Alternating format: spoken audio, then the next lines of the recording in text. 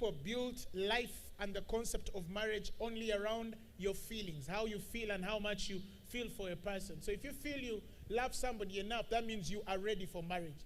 But let me tell you something. Having feelings for somebody does not mean that you are ready to live a marriage life.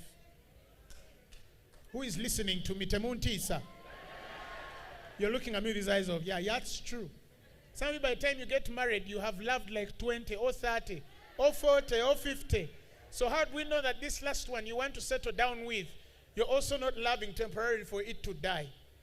Yes. We're talking about marriage values here.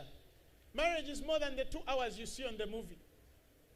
It's more than those 60 minutes that you see in a movie that can tell 10 to 15 years of a person's life.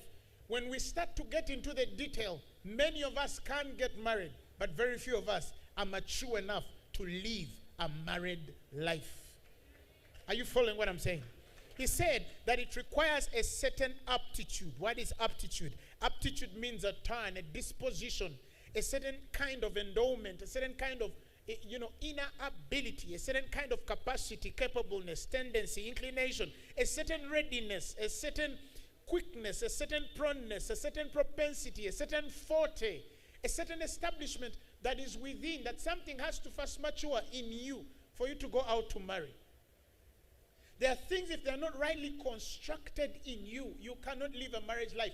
That is why the Bible says marriage is honorable in all and the bed is undefiled. It doesn't say marriage is honorable to all. Okay? There is that chitibwa.